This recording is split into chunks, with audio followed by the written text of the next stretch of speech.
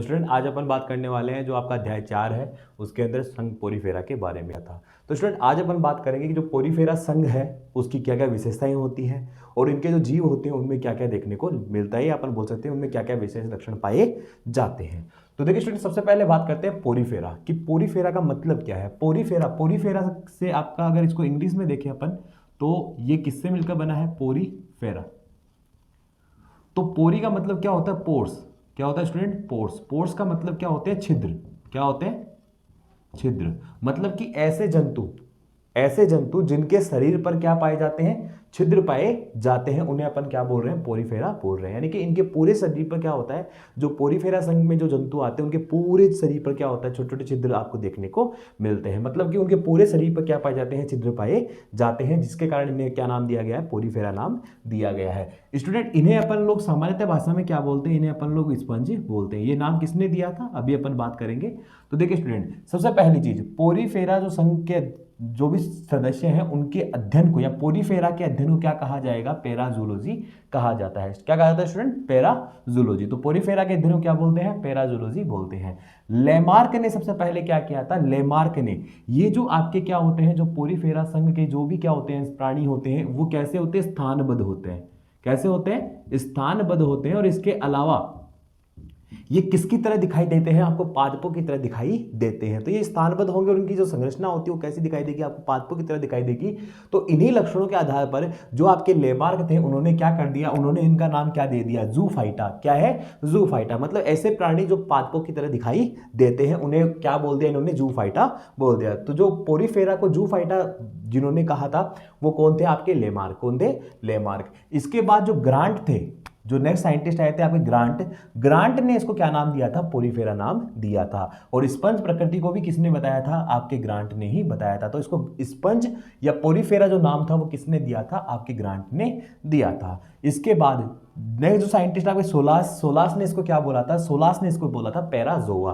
क्या बोला था स्टूडेंट, पैराजोआ। तो ये कुछ सामान्य परिचय है, इसके अध्ययन को पैराजोलॉजी बोलते हैं। लेमार्क ने इसको नाम जूफाइटा क्यों बोला, रीजन है क्योंकि ये कैसे होते हैं, स्थानबद्ध होते हैं। और स्थानबद्ध होने के साथ साथ क्या है स्टूडेंट, स्थानबद्ध होने के साथ साथ जो आपके क्या होते हैं, जो आपके पोरीफेरा संघ के जो सदस्य होते हैं वो कैसे दिखाई देते हैं, पादपों की तरह दिखाई देने के कारण इनको नाम क्या देते हैं, जूफाइटा। फाइटा मतलब पादप।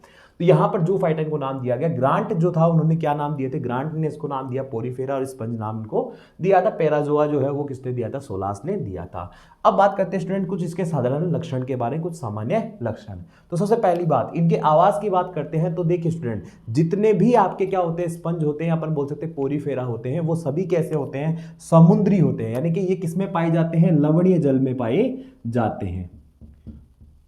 तो अधिकांश जो आपके क्या होते हैं, अधिकांश जो आपके बेसिकली तो ज्यादातर जो आपके क्या होते हैं, जो पोरीफेरा संघ के सदस्य होते हैं वो किस में पाए जाते हैं, समुद्री जल में पाए जाते हैं। लेकिन आपका जो स्पांजिला होता है, क्या होता है स्टूडेंट, स्पांजिला जो होता है वो कैसा होता है, वो अलवणीय जल में पाया जाता है। तो जो स्पांजिला है वो तो कैसा है, फ्रेश वाटर स्पंज है, यानी कि स्वच्छ जलीय स्पंज होता है। जबकि आपके सारे जो इसके अलावा जो भी होते हैं आपके, वो सारे के सारे क्या है, समुद्री जल में पाए जाते हैं। इसके बाद दूसरी चीज अगर अपन की बात करें तो ये कैसे होते हैं स्टूडेंट, स्थानबद्ध होते हैं। कैसे होते हैं, स्थानबद्ध होते हैं, एक जगह से चलकर दूसरी जगह नहीं जा सकते। ये कैसे होते हैं, स्थानबद्ध होते हैं। स्थानबद्ध होने के साथ साथ या तो ये अकेले रहेंगे यानी कि एकल होंगे, यानी कि एक जगह खुद ही अकेले रहेंगे, या ये क्या करते हैं, कॉलोनी बनाकर रहना पसंद करते हैं। यानी कि या तो ये क्या रहेंगे, अकेले रहेंगे, अलोन रहेंगे, अपना काम करते रहेंगे। लेकिन इसके कुछ सदस्य क्या होते हैं, जो पोरीफेरा जो होते हैं उसमें कुछ सदस्य ऐसे भी होते हैं जो क्या करते हैं, साथ रहना पसंद करते हैं। या अपन बोल सकते हैं कि वो क्या करते हैं, कॉलोनी बनाकर रहते हैं, निवही रूप में पाए जाते हैं। तो ये कैसे होते हैं, ये स्थानबद्ध होते हैं और स्थानबद्ध होने के साथ साथ कैसे होते हैं, एकल या निवही होते हैं। इस संगठन के स्तर के आधार पर अगर बात करें तो इनमें कौन सा संगठन का स्तर पाया जाएगा, इनमें पाया जाएगा कोशिकीय स्तर का संगठन। कैसा पाया जाएगा स्टूडेंट, कोशिकीय स्तर का संगठन यहां पर देखने को मिलता है। इसका मतलब कि इनमें क्या होती है, कई सारी कोशिकाएं आपस में मिलकर क्या करती, कार्य करती। लेकिन हां यहां पर क्या नहीं होता, वो उत्तक का निर्माण नहीं करते। मतलब कि उत्तक का निर्माण नहीं करेंगे, लेकिन जो आपकी कई सारी कोशिकाएं होंगी उनमें क्या होता है, उनमें श्रम विभाजन आपको देखने को मिलता है। यह भी आपको पॉइंट यहां पर दिमाग में रखना है कि पोरीफेरा पोरीफेरा संघ के जो सदस्य होते हैं उनमें जो कोशिकाएं पाई जाती है उनमें श्रम का विभाजन देखने को मिलता है। बहुत सारी कोशिकाएं आपस में मिलकर क्या करती है, इनके शरीर का निर्माण करती है, परंतु उत्तक नहीं बनाती।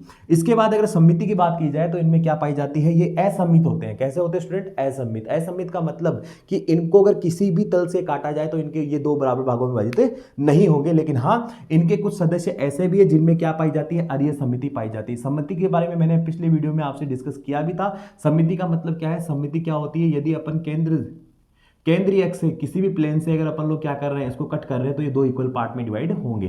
तो अगर अपन क्या करें, इसको तीन प्लेन, जैसे एक प्लेन ये हो गया, एक प्लेन ये हो गया और एक प्लेन ये हो गया, तो तीन तल से काटा और ये क्या हो रहा है, दो बराबर भागों में विभाजित हो रहा है, तो ये कौन सा हो गया, ये आपका हो जाएगी अरीय सममिति। क्या हो जाएगी, अरीय सममिति। तो ऐसी सममिति किसमें पाई जाती है, तो याद रखना ऐसी सममिति इनके अंदर पाए जाते हैं आपके ल्यूकोसोलेनिया। क्या मिलते हैं स्टूडेंट, जो आपके पोरीफेरा होते हैं जिनका नाम है आपका ल्यूकोसोलेनिया। तो ल्यूकोसोलेनिया के अंदर, किसके अंदर स्टूडेंट, ल्यूकोसोलेनिया के अंदर क्या मिलती है आपको, अरीय सममिति मिलती है, जबकि इसके अलावा जो भी आपके हैं उनमें क्या नहीं पाई जाती, आपकी सममिति नहीं पाई जाती।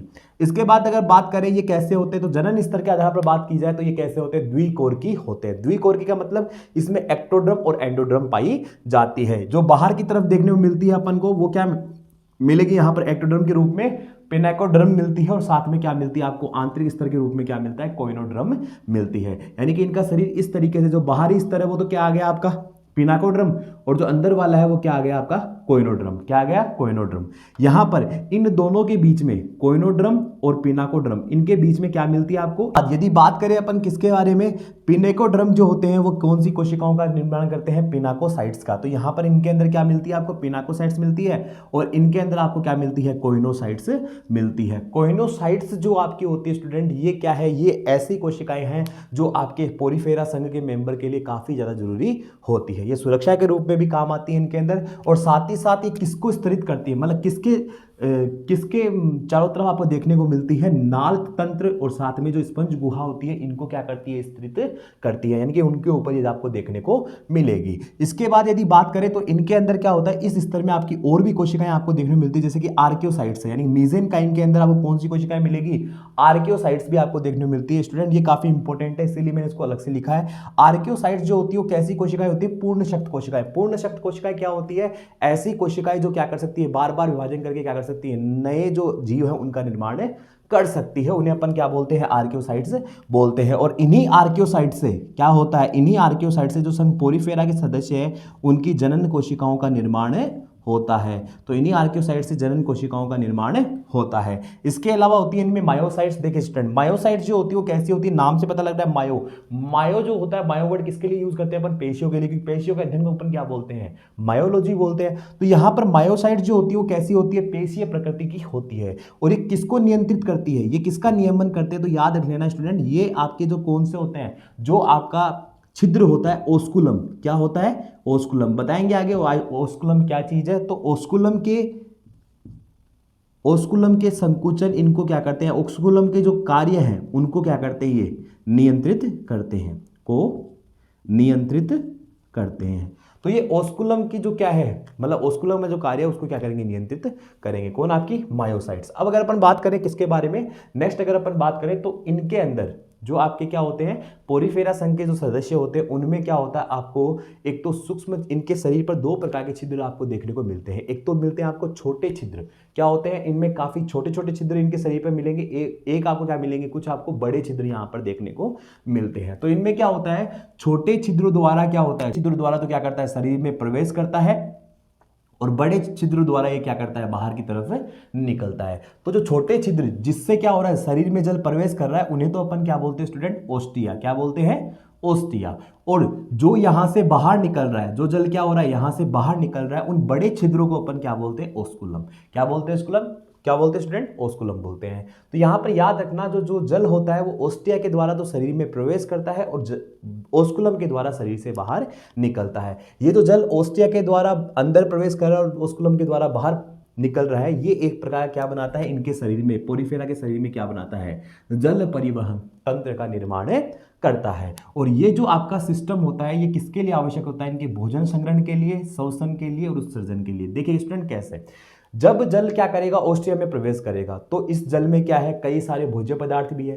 तो ये भोज्य पदार्थ जल के साथ किस में आएंगे, ऑस्ट्रिया में। और जब ये क्या करते हैं, ऑस्ट्रिया में आते हैं, तो यहाँ पर क्या, कौन सी गुहा है, यहाँ पर एक गुहा पाई जाती है जिसे अपन लोग बोलते हैं स्पंजोसिल गुहा। ये क्या करेंगे, जो आपका जल के साथ आए भोज्य पदार्थ है वो इनमें क्या हो जाएंगे, संग्रहित हो जाएंगे। अब क्या करेंगे, इन भोज्य पदार्थों को ये क्या करेंगे, डाइजेस्ट करेंगे। डाइजेस्ट करने के बाद यानी पाचन करने के बाद जो भी क्या निकल रहे हैं, आपके अपशिष्ट पदार्थ निकल रहे हैं, साथ में जो क्या हो रहा है आपका, भाई डाइजेशन होगा तो ऑक्सीजन की उपस्थिति में होगा, तो भाई ऑक्सीजन को कंज्यूम किया जा रहा है, इसका मतलब बाहर से ऑक्सीजन। अब ये ऑक्सीजन भी कहां से आ रही है, बाहर से, इसका मतलब किस में आ रही है, ये आपके जल के द्वारा किसके अंदर प्रवेश कर रही है, इसके शरीर के अंदर प्रवेश कर रही है। तो जल के द्वारा भोज्य पदार्थ भी आ गए, साथ में क्या है, उस जल में ऑक्सीजन भी है, तो वहां पर क्या होगा, उस भोजन को वहां पर ऑक्सीजन की उपस्थिति में डाइजेस्ट कर लिया जाएगा। अब बदले में क्या निकाला उसने, कार्बन डाइऑक्साइड को निकाला है। अब कुछ खाना खाया है तो कुछ निकालना भी पड़ेगा, तो भाई यहां पर क्या करेंगे अपन, कार्बन डाइऑक्साइड निकल रही है और साथ में क्या हो रहा है, साथ में कुछ अपशिष्ट पदार्थ भी निकल रहे हैं। तो यहां पर ये जो अपशिष्ट पदार्थ होंगे वो इसी जल के द्वारा क्या होंगे, इसके शरीर से बाहर निकाल दिए जाएंगे। तो इस तरीके से क्या होता है, इसमें जल परिवहन तंत्र जो होता है वो इनको खाना भी देगा, इनको क्या देगा, आपका ऑक्सीजन और कार्बन डाइऑक्साइड को आदान प्रदान के लिए क्या करेगा, एक माध्यम भी प्रदान करेगा, साथ ही साथ क्या करता है, अपना जो भी वेस्ट है उसको ये क्या करेंगे, जल के द्वारा ही बाहर निकाल देंगे। अगर अपन बात देखें तो इनमें पाचन कैसा होता है, पाचन इनमें अंतःकोशिकीय होता है। मैंने आपको बताया था पिछले वीडियो में, अगर आप लोग देखोगे तो वहां पर अगर आपको समझना है कि अंतःकोशिकीय बाह्य कोशिकीय क्या, आप पिछले वीडियो का जो लिंक है वो इसके अंदर आपका दिया हुआ है, इसमें आप लोग देख सकते हो, जो पिछले वीडियो है उसमें मैंने इसको बताया हुआ है। वैसे आपको अगर यहाँ पर क्लियर करूँ तो बेसिकली अंतःकोशिकीय क्या होता है, कोशिका के अंदर जो पाचन हो रहा है उसे अपन क्या बोलते हैं, अंतःकोशिकीय। और कोशिका के बाहर यानी कि जो कोशिका के द्वारा जो भी एंजाइम है उसके ऊपर क्या करें, बाहरी रूप से एक्ट कर रहे हैं, तो इसको अपन क्या बोलते हैं, बाह्य कोशिकीय बोलते हैं। तो यहाँ पर जो पाचन होता है वो कैसा होता है स्टूडेंट, अंतः कोशिकीय होता है। अंतः कंकाल जो होता है वो किसका देखने को मिलता है, इनमें कंटिकाओं का, किसका मिलता है, कंटिकाओं का, और साथ में किसका मिलता है, स्पॉन्जिन तंतुओं का। कंटिकाएं जो होती हैं वो किससे बनी होती है, आपकी कैल्शियम से भी बनी हो सकती है, इसके अलावा आपकी सिलिका से भी बनी हो सकती। इसके आधार पर ही इसको क्या करते हैं, पोरीफेरा को आगे अपन लोग 3 वर्गों में विभाजित करते हैं, उसके बारे में भी अपन बात करेंगे। इसके बाद बात आती है जनन की। तो देखिए स्टूडेंट, इनमें जो जनन मिलता है आपको वो कैसे प्रकार का मिलता है, लैंगिक और अलैंगिक प्रकार का जनन आपको मिलता है। यहाँ पर अलैंगिक जनन जो होता है वो विखंडन, मुकुलन और जेम्यूल के द्वारा आपको देखने को मिलता है। विखंडन का मतलब यहाँ पर क्या करते हैं, जो कुछ स्पंज जो होते हैं वो क्या करते हैं, अपने शरीर को विभक्त करके हर एक भाग जो होता है वो नए पोरीफेरा या नए स्पंज में परिवर्तित हो जाता है। मुकुलन में क्या होता है, बड निर्मित होती है और वो क्या करती है, आपकी वहां पर निर्मित होती है। जेम्यूल जो होते हैं, जेम्यूल आपके आर्कियोसाइट्स जो होते हैं उन्हीं के द्वारा निर्मित कुछ संरचनाएं होती हैं, इनको अपन क्या बोल सकते हैं, जेम्यूल को अपन क्या बोलते हैं, जेम्यूल को अपन बेसिकली जो आपके क्या है, पोरीफेरा या स्पंज के क्या होते हैं, पोरीफेरा के बीजाणु भी बोलते हैं इनको अपन, पोरीफेरा या स्पंज के बीजाणु क्या बोलते हैं इनको, पोरीफेरा या स्पंज के बीजाणु। यानी जेम्यूल क्या करते हैं, जेम्यूल बनकर, अब ये जेम्यूल बनते किसमें स्टूडेंट, ये ध्यान रखना, जेम्यूल हमेशा प्रतिकूल परिस्थितियों में बनेंगे। किसमें बनते हैं स्टूडेंट, प्रतिकूल परिस्थितियों में बनते हैं, और अनुकूल परिस्थितियों में यहाँ पर क्या होता है, मुकुलन होता है। तो स्पंज में क्या होता है, जब प्रतिकूल परिस्थितियां आती हैं तो यहाँ पर क्या होते हैं, जेम्यूल। जेम्यूल भी एक किसका प्रकार है, मुकुलन का ही प्रकार है। इसमें क्या होता है, जो अंदर की तरफ क्या बनने लग जाती है, कुछ आपके बीजाणु नुमा संरचना वहां पर बनने लग जाती है, जो आर्कियोसाइट से बनती है। यहाँ पर जेम्यूल बनेंगे। जेम्यूल फिर क्या होते हैं, जब मैच्योर हो जाते हैं तो बाहर की तरफ क्या होते हैं, प्रकीर्णित होते हैं, और प्रकीर्णन के बाद क्या होता है, इनसे नए स्पंज का निर्माण हो जाता है। तो ये बिल्कुल बीजाणु की तरह कार्य करते हैं, इसीलिए इनको अपन क्या बोलते हैं, पोरीफेरा के बीजाणु बोलते हैं। नेक्स्ट अगर अपन बात करें तो ये कैसे होते हैं, उभयलिंगी होते हैं। याद रख लेना स्टूडेंट, जितने भी स्पंज है वो सारे के सारे क्या है, उभयलिंगी। और इन्हीं की ये कैरेक्टरिस्टिक होने के कारण आपका एक होता है जिसे अपन लोग बोलते हैं यूप्लेक्टेला। क्या बोलते हैं, एक स्पंज होता है यूप्लेक्टेला, जिसको अपन लोग क्या करते हैं, जिसको अपन लोग जापान में जो लोग होते हैं वो शादियों में क्या करते हैं, ये जो यूप्लेक्टेला, अपन तो कई सारी गिफ्ट लेके जाते हैं, कोई तस्वीर लेके जा रहा है, कोई क्या लेके जा रहा है, कोई क्या लेके जा रहा है। जापान में क्या करते हैं, जो भी आपके क्या है कपल है जिनकी शादी हो रही है, उनको क्या करेंगे, लोग जो होंगे वो क्या देंगे, यूप्लेक्टेला देते हैं। क्या देते हैं स्टूडेंट, उपहार के रूप में क्या देते हैं उनको, यूप्लेक्टेला देते हैं, कि आपको यूप्लेक्टेला की तरह क्या रहता है, क्या रहना है, जीवन भर साथ रहना है। उसका सिंबल ये होता है कि आपको यूप्लेक्टेला की तरह क्या रहता है, जीवन भर साथ रहना है। तो यहाँ पर यूप्लेक्टेला को अपन क्या बोलते हैं, वीनस की पुष्प मंजूषा बोलते हैं। क्या बोलते हैं, वीनस की पुष्प मंजूषा, जिसको जापान में क्या करते हैं अपन उभयलिंगी इसके लक्षण के कारण इनको जापान में क्या किया जाता है, जो नए जो कपल हैं उनको अपन उपहार स्वरूप देते हैं। इसके अलावा यदि अपन बात करें तो यहाँ पर उभयलिंगी तो होंगे, लेकिन इनमें क्या पाई जाती है स्टूडेंट, याद रख लेना, पुपूर्वता पाई जाती है। क्या होता है पुपूर्वता, सबसे पहले इस चीज को समझना। पुपूर्वता का मतलब होता है कि इसमें जो नर भाग होता है, इसमें जो नर भाग होता है उसका निर्माण स्त्री भाग से पहले हो जाता है। मतलब कि यहां पर नर जनन अंग का, यानी पर बोल सकते हैं कि जो शुक्राणु जो होते हैं वो अंडाणु से पहले क्या हो जाते हैं, आपके क्या हो जाएंगे, शुक्राणु जो होते हैं वो अंडाणु से पहले ही क्या हो जाते हैं, निर्मित हो जाते हैं और परिपक्व हो जाते हैं। जिसके कारण यहां पर जो आपको निषेचन मिलता है वो कैसा निषेचन मिलता है स्टूडेंट, यहां पर आंतरिक निषेचन आपको देखने को मिलेगा। कैसा मिलेगा आपको, आंतरिक निषेचन को देखने को मिलेगा। यहां पर शुक्राणु जो होते हैं वो वहां से रिलीज कर दिए जाएंगे और ये शुक्राणु जो होते हैं वो दूसरे जो क्या है, स्पंज है, उसके पानी के सहारे ये क्या करेंगे, इसके शरीर में आएंगे और उसके अंडाणु से क्या कर जाएंगे, वो उसके अंडाणु से आपका संलयित होकर किसका निर्माण करते हैं, युग्मनज का निर्माण कर देते हैं। इसका मतलब लैंगिक जनन वहां पर संपन्न हो जाता है। तो सबसे पहले याद रखना, युगलिंगी तो होते हैं लेकिन यहाँ पर क्या पाई जाती है, पुपूर्वता पाई जाती है। इसके कारण यहाँ पर जो निषेचन होता है वो कैसा होता है, आंतरिक तो होगा लेकिन साथ में क्या होता है, इसमें बोल सकते हैं कि यहाँ पर निषेचन देखने को मिलता है। क्या देखने को मिलता है स्टूडेंट, पर निषेचन, मतलब कि शुक्राणु वहां से निकलेगा और वो क्या करेगा, जल के थ्रू किसमें जाएगा, दूसरे पोरीफेरा के अंडाणु में चला जाएगा और वहां पर क्या करेगा, वहां पर उसके साथ संलयित होकर क्या करता है, युग्मनज का निर्माण करता है। इसके बाद यदि अपन बात करें तो इनका परिवर्धन कैसे देखने को मिलता है, तो याद रखना स्टूडेंट, परिवर्धन जो होता है वो अप्रत्यक्ष होता है। अप्रत्यक्ष का मतलब लार्वा अवस्था यहां पर पाई जाती है। तो लार्वा कौन कौन सा मिलता है आपको, एम्फीब्लास्टुला और पेरेनकाइमुला, ये दो प्रकार के लार्वा आपको देखने को मिलते हैं। पेरेनकाइमुला लार्वा किसका है, तो याद रखना स्टूडेंट, ल्यूकोसोलेनिया का।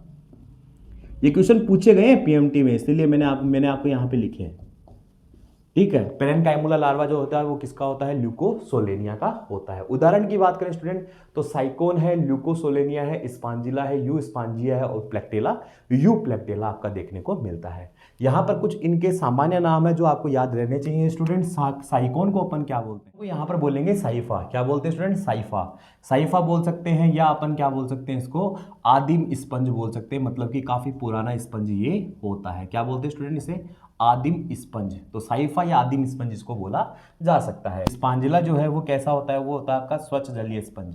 क्या होता है स्टूडेंट, स्वच्छ जलीय स्पंज या अलवणीय स्पंज भी इसको बोल सकते हैं। स्पांजिया को अपन क्या बोलते हैं स्टूडेंट, यू स्पांजिया को अपन बोलते हैं बात स्पंज।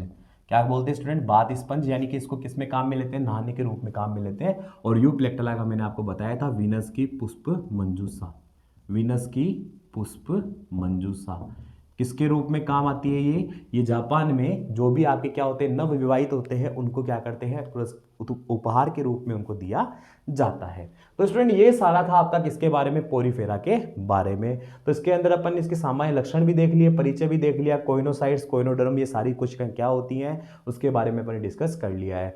स्टूडेंट इस वीडियो को एक बार रिवाइज करके आप लोग जरूर देखें, क्योंकि इसके अंदर जो आपके नीट के पॉइंट ऑफ व्यू से ये पार्ट काफ़ी ज़्यादा इंपॉर्टेंट है और यहीं से आपके क्वेश्चन आपको मिलेंगे, इसके अलावा कहीं से क्वेश्चन नहीं आएगा।